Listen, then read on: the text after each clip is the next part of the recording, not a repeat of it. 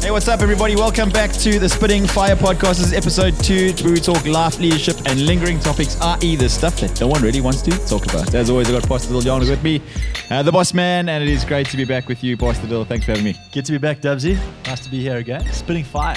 Spitting fire. Why spitting fire? Simply because topics no one wants to talk about sometimes are hot topics. So we are going to be spitting the fire through the hot topics, sometimes pushing the box and the boundaries. It's going to be box and the boundaries. The box and the boundaries. See what I did there? Pushing the box and the boundaries. Pushing the boundaries, poking the box. That's exactly it. So love it. Excited for today's convo. We're going to talk about taking back tomorrow. And there's a whole bunch in there. There's all about vision, chatting a little bit about tomorrow and what that looks like, and then also building back into what we can do today to build a preferred future for tomorrow. Love it. In our organizations. So super excited. And I wanted to just chat to you a little bit about, you always hear statements like start at the end in mind. Vision is essential for growth of organizations. And for the sake of the podcast, we've called it Taking Back Tomorrow.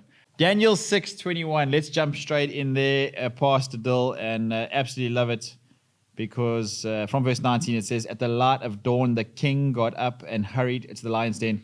When he came near to the den, he called to Daniel in an anguished voice, 'Daniel, servant of the living God, has your God, who you must serve continually, been able to rescue you from the lions?'" And I love Daniel's response in that moment. He says, "My king, live forever." Come on, Daniel. And I love his response because his response was an impromptu response, but it wasn't for the moment, it wasn't for the day, it was actually for the future. Yeah, that's great, Dubsy. I love it. So he actually, the king goes on to get saved, the whole nation goes on to get saved, and he actually builds a preferable future, not only for himself, but for the people of Israel. Yeah, that's awesome. What I love about that story, actually, though, as well, if you backtrack, he's been in a lion's den.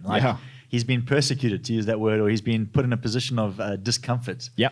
And he just doesn't allow that discomfort to distract him from what's the ultimate dream. What has God called him to?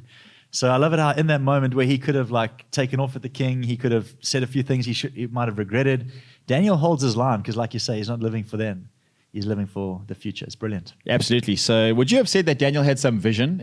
Daniel had vision. Not only for himself, but for the people that he led, the people he was a part of. And somehow he managed to woo or win the king over. He ended up believing in this God that Daniel believed in.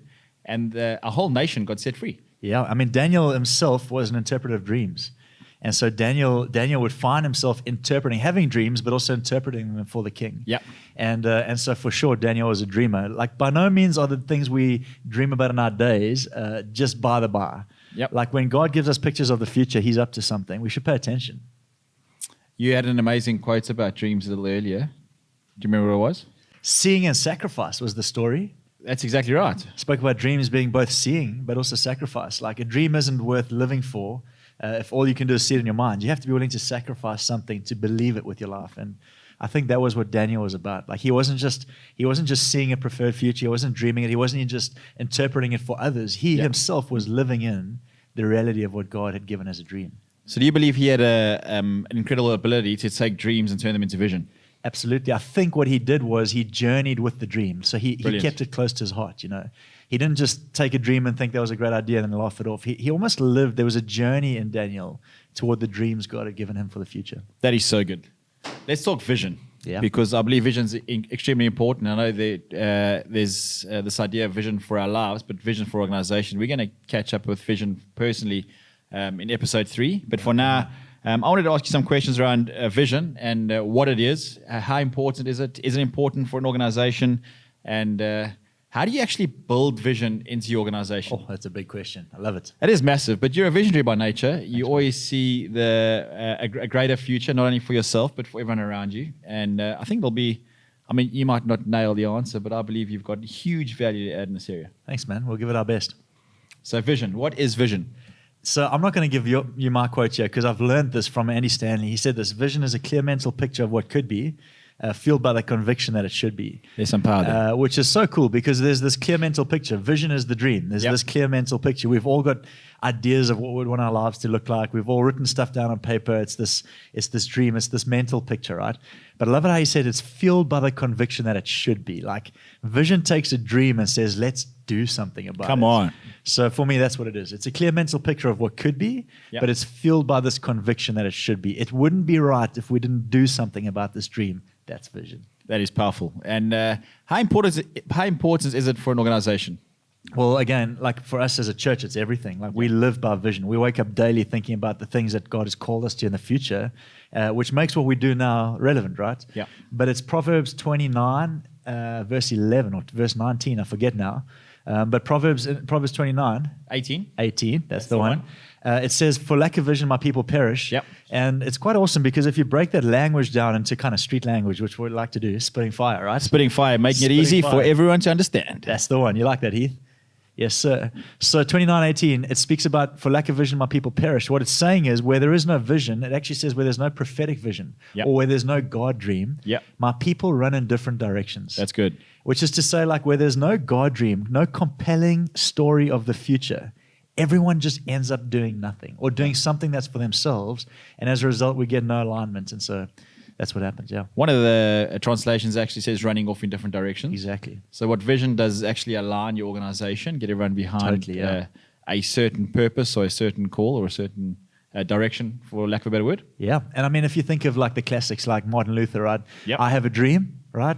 But he had more than a dream, he had vision. He rallied people, he pulled crowds together, he had a huge impact on changing the gazetted realities of life, the legal realities of life. Yep. And so I think Martin Luther is a good example of someone who put feet on vision. Like it wasn't just a dream, he was doing something about it. And what it did was it aligned everyone with this dream, which is why today in so many states in America, Yep. life looks different to what it did in his time because of his dream. That's amazing. Yeah, it's awesome. So, simple question. And how do you find vision for your own life? I know there's a God call and there's this mandate to build the greater church, but you are always thinking and tinkering and planning and looking for new ideas and looking for new visions or God dreams, if you like, for us as an organization, as a church. What's the deal take on how to build a vision into an organization? What do you see? How do you stay inspired in that vision space, I suppose? I mean, that's a good question, but I think the key is what you said at the end. You said, what do you see? And so for me, it's always, what am I looking to? So I guess from an early age, I always looked up. Like I was aware of what was around me, but I always had this thing of like, what's ahead of us? What could be? What do I see for the future? What's possible for our future? It's like a lens for tomorrow, if you like. And it's just an awesome perspective on life. So it doesn't matter what you're going through in your life. Someone once said it like this: you should live with your feet on the ground, but your head in the heavens. And Brilliant. I would hope that that's been the story of my life. I hope that while we're doing church, our feet are on the ground. Like we're meeting people in their day-to-day. We're serving them in their day-to-day. We're operating at a level that's human, right? Yep. But our heads are in the heavens. We're dreaming about the future. We're always thinking about better things. And here's one of the things I've learned is if I can't find vision like within my own self, if I'm not able to see the future or dream about the future, I just get in the room of bigger people. Brilliant. People that are living a big story. So You've actually said that so often, that whenever you felt almost insecure or you've lost some sort of direction as to what vision may look like for our organization, you've just made sure you got in the room with bigger people, because the reality is bigger people call you to so much higher ground. So if you are watching in and just tuning into the Spitting Fire podcast, I want to encourage you, if you are lacking any form of vision in your life or in your organization, put yourself in a room of bigger people, because those guys are going to call you to more. So good. I remember I was asked this, I did a leadership talk once, and they asked me this question. So when you're having a down day, because typically I'm like excited and passionate. Yeah. They're like, so when you're having a down day, they assumed I had some, they say, what do you do? And like without flinching, and it's something I learned in that moment. When you like give an answer and you go, wow, that was good. Yeah. I would have taken notes. Taking notes on myself. Exactly. But I said I just put myself in the room of bigger people. And you know what? I did go home and take notes. I literally went home that same day. This is like 6 years back. And I wrote down in my journal at the time, I just said, make sure you're always in the room of bigger people. And so I think this applies to vision too, yeah. That's brilliant. I've loved the way that you have made global friends, some incredible mates all over the world that have helped call and inspire not only yourself, but our organization, our church, our community to so much more. And so thankful for you getting in the room of those bigger people, because sometimes it's not easy. You all know what it's like arriving at a party and you don't know anyone in the room. Yeah. A simple thing. You arrive at a business meeting or a conference, and there's a bunch of people in the room that you don't really know, but you are putting your neck out. You are a little bit nervous and scared, and but just so grateful for you that you'd actually choose to do that on down days and in times when you're not feeling like you have enough vision for the future of our organization, that you'd actually choose to put yourself in those situations. Yeah, thanks, man. And it's also, it's funny you say party, because it's kind of like when you end up in those situations, right? Yeah. It's like the party you weren't invited to. Yeah. Or it feels like that. Yeah, it does, I mean, yeah. you're invited, right? But it feels like you're uninvited. So there is this awkward, nervous kind of, and I think that's been the story of our church, is like we've always been invited into spaces we never felt we deserved. Absolutely. With people that we never thought we'd get to meet. Yeah. And I think when you find yourself in that moment, don't ask too many questions, just absorb the atmosphere, because that's where big things come from, you know. But that's part of the big dream. That's part of the vision. Yeah, So it's totally. actually just putting yourself out there, because that's actually where, for lack of a better word, God is at greatest at work, I suppose, in the vision space. Yeah, absolutely. Come on. That is awesome. So there's a statement that says, are you prepared to lead tomorrow today? Wow. So I want to chat a little bit about tomorrow and what that looks like. And for me, there's two different aspects. Obviously, there's a short term, which is maybe the next sort of 3 to 5 years. And then there's a long term, which is maybe 10 to 20 years, which is a bit of a generational legacy that you want to maybe leave. And are you intentional about building the next generation? Well, suppose the next 3 to 5 years and the next 10 to 20 years, or is it just like we're going to build tomorrow and hope it translates into the generations? Oh, that's such a big question. I don't know. Like, what Massive, but this is spitting fire. This so is spitting fire. This is why we're here. Conversations no one wants to talk about. Come on. We are intentional about both, for sure. I think you know what happens. Like, we all have a dream for our lives. Like, even if we're not willing to say it, it's there somewhere. Yep. There is a picture we have of what we would like our lives to look like one day. Whether that's when we're 40, 60, 80, doesn't matter. Everyone has this kind of deep down desire, idea, dream, if you like, using that language, for their future. So yes, we're intentional about that, because what that looks like is building habits true to who I am. Yep. So that when I'm 80, I'm still true to who I am, and therefore I'm living in the story that I dreamt of. Yep. But the other part, which you spoke about now, is the 5-year thing. Like, that's around the corner. Yeah. And it's actually quite amazing, because they're using that word VUCA in the world at the moment: volatile, uncertain, complex, and ambiguous. Yep. And they're saying like there's a cure for each, and the cure for volatile is vision. Brilliant. And so in a world that's volatile, uncertain, complex, and ambiguous, vision is pretty important. And that's not vision for your 80-year self. Yeah. That's vision for tomorrow. Like, Brilliant. That's what do you do when you wake up tomorrow. So I think as a church, what we've tried to do is keep the vision that is close to us, like the 5-year space, is to keep it quite practical. Yeah. Like, what does it actually look like to build toward what is quite close to us, this near vision? And so we have values, we have strategies, we have things, etc. But for our own lives, it's what does it look like to be true to you forever? Yeah. So it's kind of the same, but it plays out slightly differently. That's awesome. I know we chatted a little bit recently around adaptability. Yeah. And how have we built adaptable environments within our organization? Because I think part of that 5-year plan has actually been adaptable. I think our organization is very agile. Our team's very slick, and we can move quite quickly. How have you cultivated and built this idea of an adaptable team, adaptable organization? Because part of that fits into this idea of the next 5 years within the vision. Totally. You know what I will say is, and we've said this before, but change is such a normal part of our organization. Yeah. It's almost like we put that into our fabric in the first day. We just said, guys, we're going to change all the time. Like, get used to change. In fact, someone said, the only constant in life is change. Yep. And so I think we bought into that as a church. And here's the thing with vision, using a bit of a bicycling analogy, mountain biking if I can. Come on. But you can put this That's in your whatever thing. sporting world you want to be a part of. Yeah, exactly.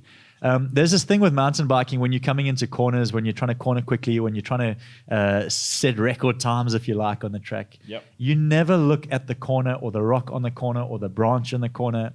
The goal is to look 2-3 meters ahead. Well, 5 or 6 if you're going even quicker. Yeah. So the further ahead you look, the more speed you can carry into the corner. Brilliant. So I think as a church, the key is that we're always looking ahead, because that pulls us through the corners. Corners Brilliant. being the places of change, corners being like is church going to be online forever? Here we are sitting in a COVID reality, and it's a corner. There's rocks in the road, there's sticks in the road, there's all these things that might distract us, and we could spend our lives talking about them.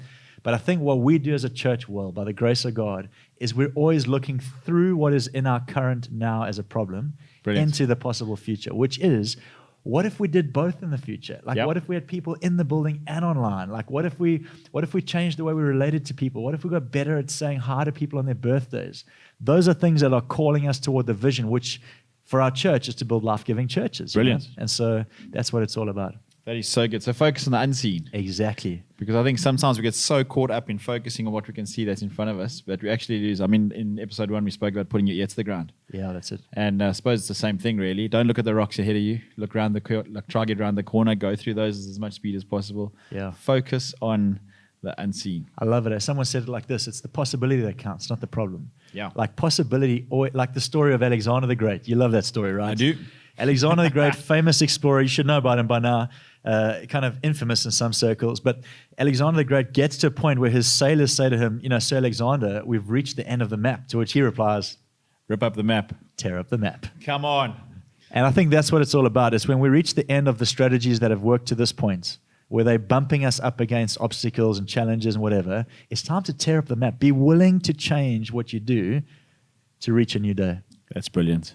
I wanted to ask you a question because we're talking about leading tomorrow, right? But we're going to go back into today and now and how we can actually build today for tomorrow. Yeah, that's great.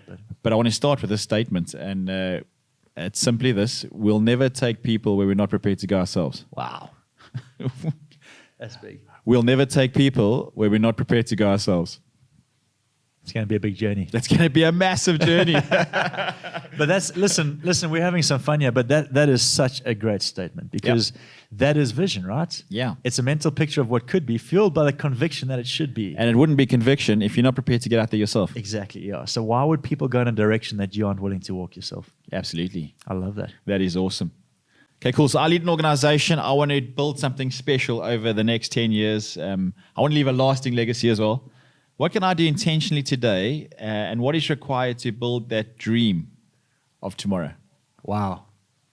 I think for starters, and just a disclaimer, if you're watching, like disclaimer, we haven't figured this out. No. We're figuring this out. But for starters, you've got to decide where it is you want to be. Can I just jump in there? Yeah. The goal is not to answer the question. Sure. I think the goal is to start a conversation around what it looks like to help build these organizations that leave legacies, that build great dreams for people's futures. Yeah. So I don't think I'm here to put you on the spot in any sense of the word.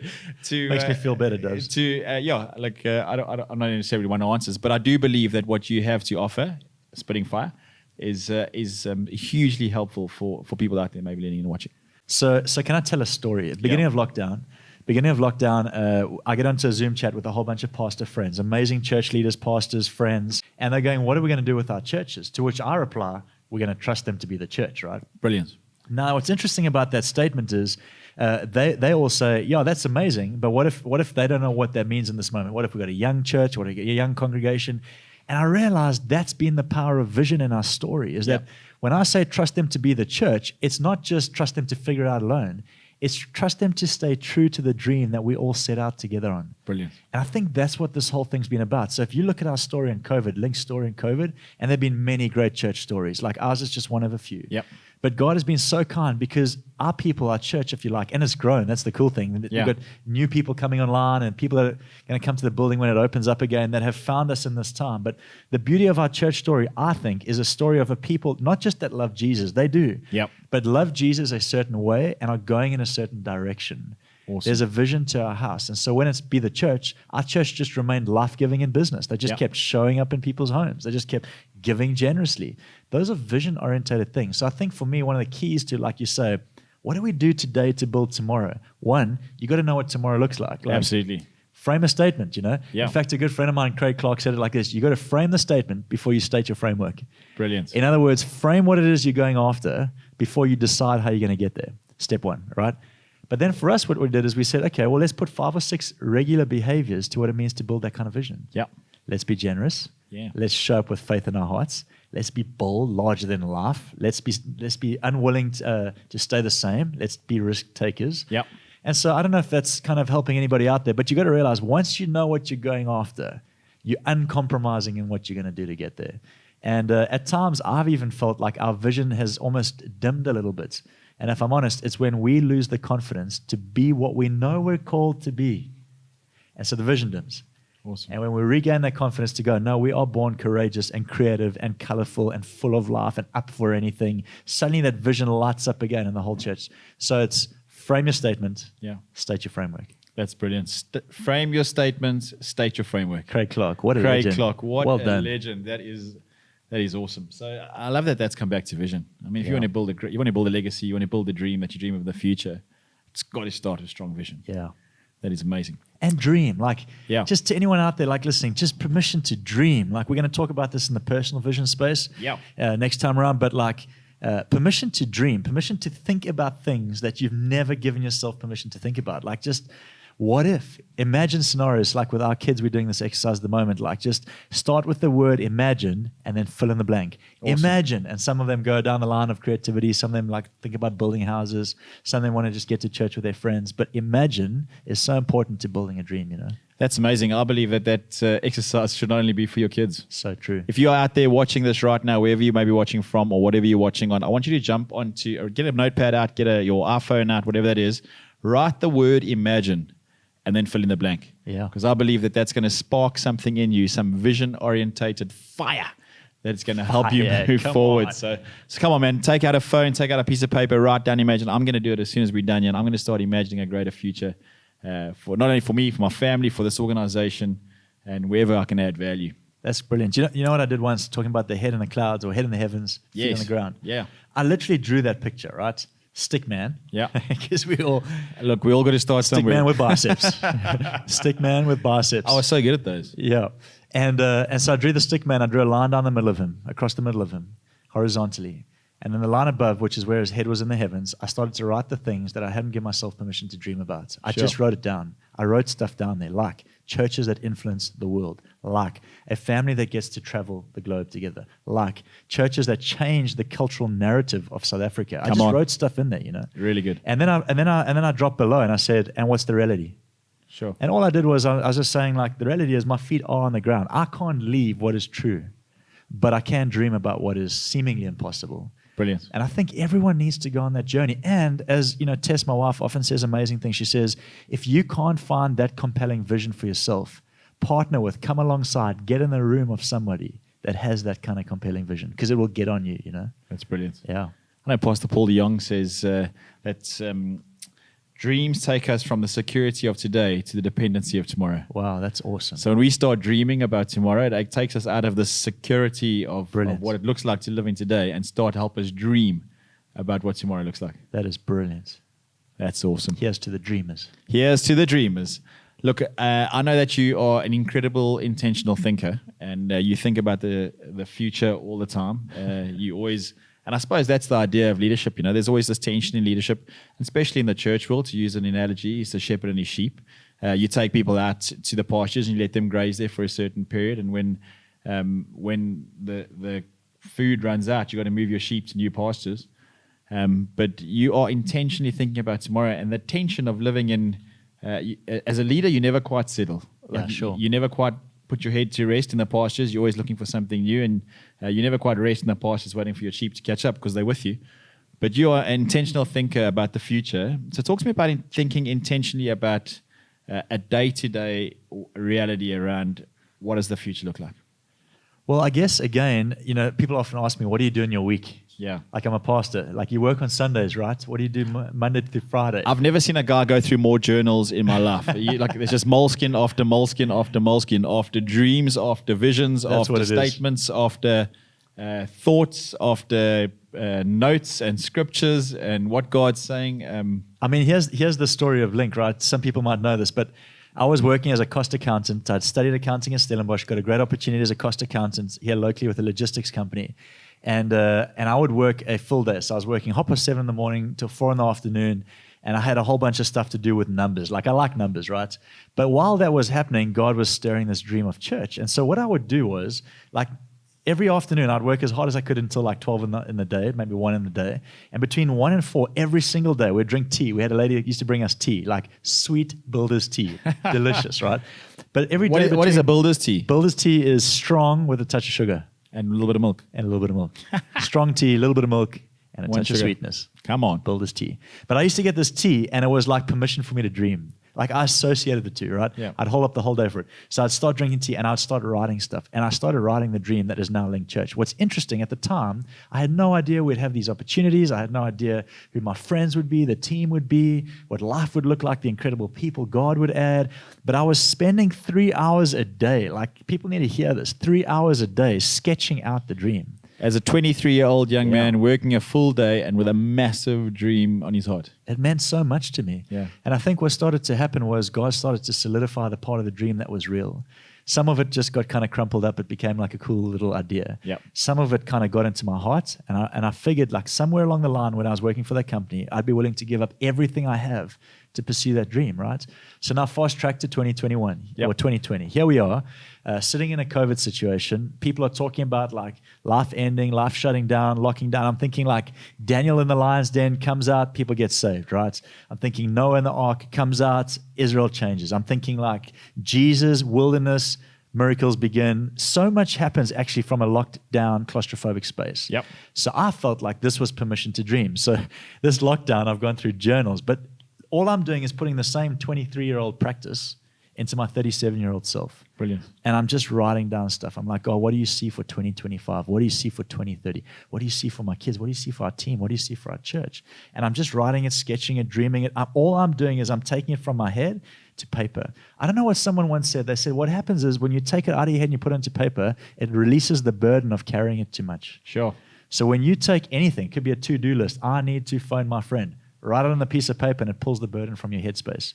So dreams occupy headspace, right? And some people say that's where we get caught up because it becomes complex. Yeah. But when you pull the dream from the headspace and you write it down, it becomes something that you can journey toward, and the burden of carrying it up here is lost. I hope that helps, but it's something I've realized. So I continuously just keep writing down what God is showing me in my headspace. But that's what Habakkuk in Habakkuk 2 too said, write it down on tablets. I wonder if he knew that he'd take it out your head, you don't carry the burden, put it down on tablets, because then you make it plain. Yeah. Something to run at. And you know what I've heard, and I just want to like release anyone of the burden of having this big, perfect vision. Like ours has never been perfect. No.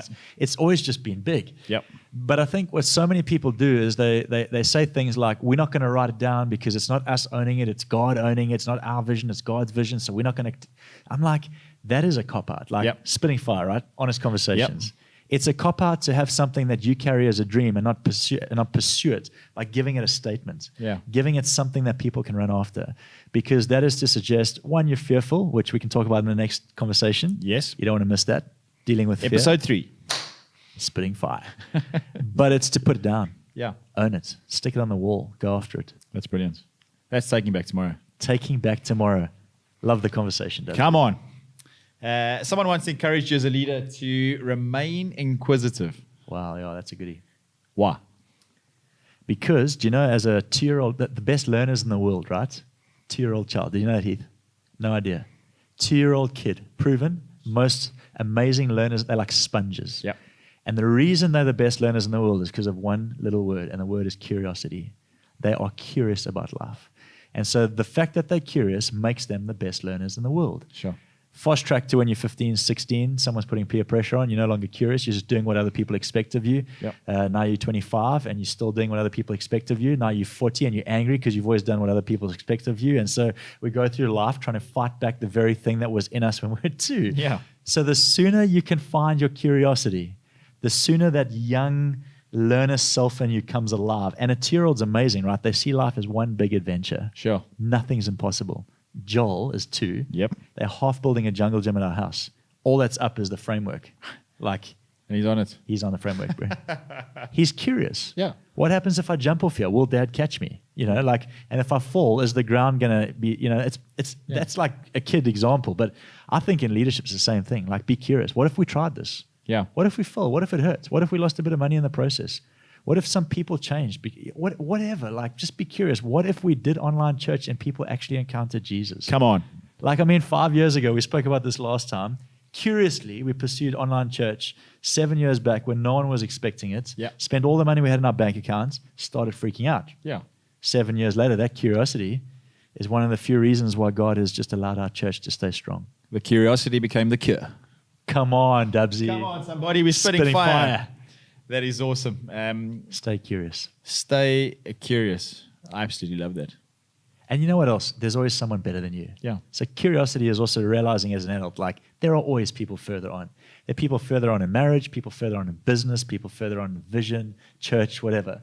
And so to be curious is to be aware of somebody else's gift that's bigger than yours. Like it's okay, That's honor so the good. gift, and God will do something supernatural in your life. I think that's been one of the gifts that have been on our churches, that we've always gone out to learn and always gone to meet with guys that have done it well before. Try to learn from them and bring it back and see how we could implement it within our context, within our vision, within our culture. Yeah. And trust God to do it. Yeah. And I think kudos to our team. Like, come on, let's be honest. I mean, you and I have walked this road together for years now. And I just love the fact that you've always jumped in, like both feet in, deep waters, And people say like the easiest way to learn to swim is just jump in the deep end. Yep. That's not always the truth. Some people sink in the deep end, you know? True. And I think what's happened with our team is we've formed like almost like a team chain. Like we're all going to jump in, but there's enough of us to hold on the side by one hand, if we need to, while everyone else is hope on a rope. Exactly. But I think it's also just to shout out to our culture of our church and our community. People have an appetite to say, let's try what's never been tried. Awesome. And let's do it together. That's so good. We're going to start wrapping up shortly. Just a quick touch on, we're still not quite out of the COVID season pandemic. And carrying you off, shout out to Levi Lusko, leads an incredible church out in the States. Yeah. And he was talking about playing people in the right seasons. Sure. And his analogy was about American football team. And the kicker of American football team sits on the bench until the final moments of a game, whenever they need to get. So he runs on the field, kicks off, sits back on the bench. So weird concept, but that's all he does. And he's a legend in the team. And he's a legend. I mean, he is an essential part of the team. If they have a shot at goal, comes on the field, kicks the ball, sits back on the bench. And Karen Yoff was quite blown away by the conversation that he had with Levi because of that analogy. And in this season, there are some guys in your team, in our team, in organizations, in businesses, whatever they might look like, that are essential parts of the team, but in this season may just be sitting on the bench. How does that play out in church, in organizations? What are your thoughts around the idea of playing people in their best position, being gracious with them in the season and getting them refreshed and fueled up for when we kick back into a Sunday service, that those guys are staying fresh and ready to go? I remember when you first told me about this conversation that you mentioned now, and I remember thinking that is so true. And that put language to some of the, if we could call it tension, that people in our team and other teams were feeling. Perhaps that we're feeling like slightly on the edges, or that we're feeling overwhelmed by what they're doing all of a sudden that they didn't expect. But I love that analogy. And I'm just thinking about that statement a friend of ours made years back. He said, when you do this thing, play the gift, not the game. Yeah. There's going to be another game. There's going to be another opportunity. There's going to be another team against you. There's going to be another pandemic, somewhere along the line. There's going to be another challenge, another obstacle, something else as a curveball. Play the gift, not the game. Brilliant. Be ready in any season to identify what gift is most needed in this moment. So here we are looking at our two friends, Justin and Heath, sitting on the tech gear. These gifts have been so amazing in this season. Absolutely. There are other moments in time where we're saying, hey guys, our church needs hands on deck. Like we actually need to show up in hospitals. And that may change who's called to the forefront of that moment, Yeah, play the gift. Play the gift, not the game. And so I think that's the easy way of saying that. But I think that conversation you mentioned has been such a helpful thing for me, even realizing, for me, sometimes even feeling like I'm on the edges, Yeah. And it's to say, if you feel like you're on the edges, maybe in an organization you're listening, if you feel like you're on the sideline, hey, listen, you're still a legend and you add great value to the game. This may just not be the moment for you to shine, and you will have one, Yeah, rest, get refueled, because you never know when you're going to get called back into the game, when your organization needs you to thrive. Imagine that analogy. Rest and be ready. The kicker walking off, frustrated. He's on the bench. He's frustrated. No one's calling him out. He's like, I'm just going to call it a day. Yeah. Walks into the change room. Time to kick. Team thinks. And now? Where's the kicker? Where's the kicker? That's a good question. Yeah, that's a great hashtag. Where's the kicker? Where's the kicker? Where's the kicker? Come on. So basically, get back in the place of battle. We've just preached a series on it, Yep. Like find the battle you're called to and be ready for it, That is awesome. You also had a great cycling analogy. Yeah. About going hard when it's easy and going easy when it's hard. That's the one. Go easy on yourself when it's hard so that you can go hard on yourself when it's easy. Most people think cycling is one in the hills. Yep. But it's not. Cycling, it looks like it is. But watch what happens. On the hills, some people make breakaways, but the best movements, the best breakaways happen when there's a slight break on the hill, but what actually happens is when they peak, they're gone. Yep. You will never see them again. And so what they're doing is they're conserving energy at the hardest part. So when they get to a slightly easier part, they have excess. And yeah, that's life, you know. So conserve your energy so your gift can play when it's called for. Conserve your energy so your gift can play when it is called for. That is awesome. Roddy, one last question. It's massive. Big question. Big question because it's a spinning fire door. How do you forge forward as a leader when you just don't wanna?